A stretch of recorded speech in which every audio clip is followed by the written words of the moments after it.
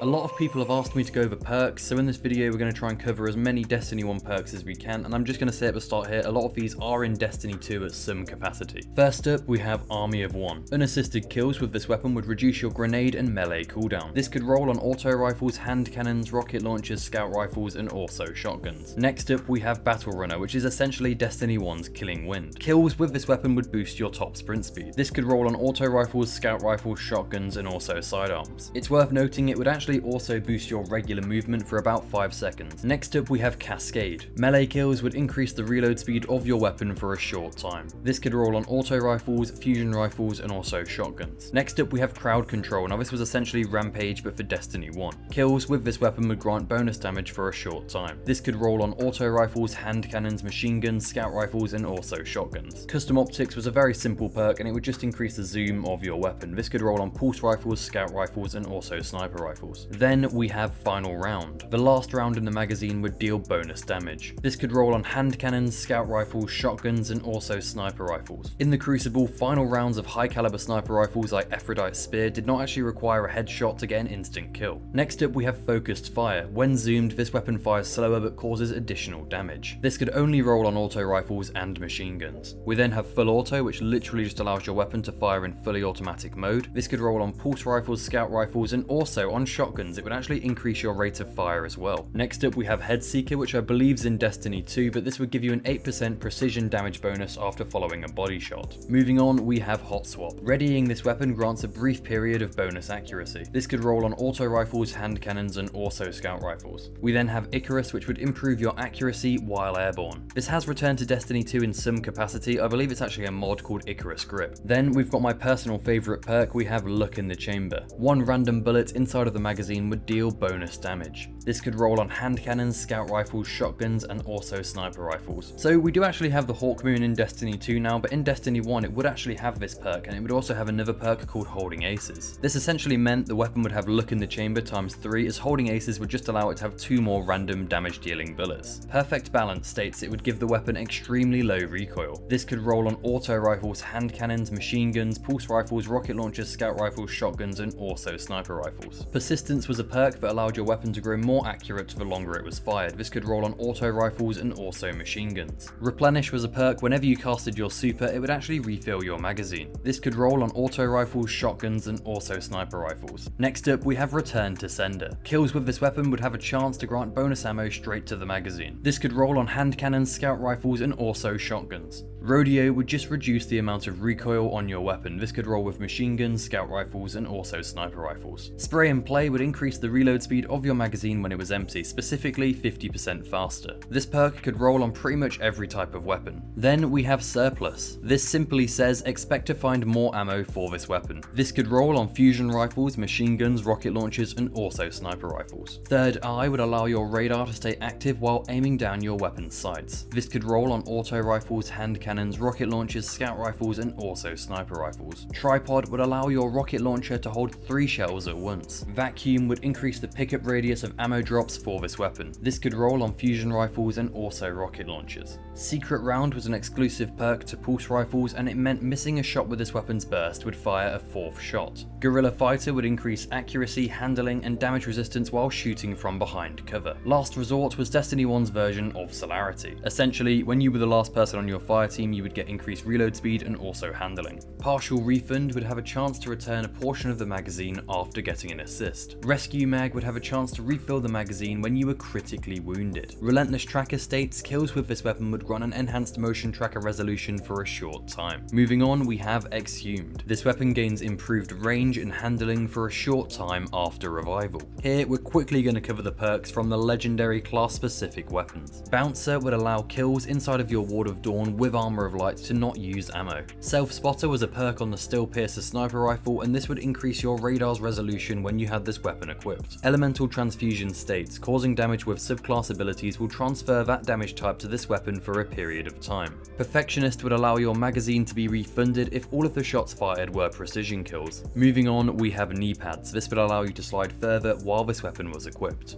Right, we might end up going on a bit of a tangent here because I was just doing some research on the perks that deal bonus damage to certain enemies. Now, whoever named these perks actually did a really good job because some of them actually have some really cool sophisticated references. First up, we have Malleus Maleficarum. The description reads, this weapon deals bonus damage against hive wizards. The reason I thought the name of this perk was quite cool is because Malleus Maleficarum was actually the name of an anti-witchcraft treatise. Moving on, we have Hannibal, which would increase damage against Cabal Centurions. This perk could actually be a reference to Hannibal Lecter. Moving on, we have the Sword of Aegeus. This weapon deals bonus damage against Vex Minotaurs. Again, another really cool reference, so if you're not aware, the names of the Vex are actually deeply rooted in Greek mythology. A couple of examples would be the Wyvern, Harpy, Hydra, and also Cyclops. So going back to the name of this perk, Sword of Aegeus, Aegeus was actually the founder of Athens in Greek mythology. Apologies for that tangent, we're going to get back onto the normal perks now. Disciplinarian would allow your weapon to deal bonus damage to fallen enemies. Demotion would have a small chance to actually stun fallen captains. Will of Light would increase your damage against taken enemies. Then we have Mutiny, which would specifically increase your damage against fallen captains. At the end here, I want to talk about a perk that has came back to Destiny 2, but I'm not the biggest fan of how it's returned. If you're not familiar, Touch of Venom is the exotic perk for the Khepri Sting Hunter Gauntlets. Here, I'm just going to quickly read out the Destiny 2 version of the perk. Punching someone with full melee energy will instantly cast Smoke Bomb. Gain True Sight while in your own Smoke Bomb effect, your Smoke Bombs deal increased damage. I know there is a little bit of a cult following for the Destiny 2 version of this perk, but let me try and persuade you back to the Destiny 1 version. In Destiny 1, you would gain invisibility after crouching in place for a short time, and melee attacking an enemy from behind while invisible would deal 4 times melee damage. Not to mention, it would also apply a poison lingering effect. Essentially, what I'm saying is, I kind of want the old perk to come back. Invisibility for all classes, 4 times backstab damage, and also a poison effect when hitting enemies is just so much better than the Destiny 2 perk. Anyway, what do you guys think to this? When I did the Exotic series, this was the only perk that I kind of wish stayed like it did in Destiny 1. With that being said, we're on our way to 10,000 subscribers, so I am going to have a couple of things coming out for that, but thank you so much for watching, and goodbye.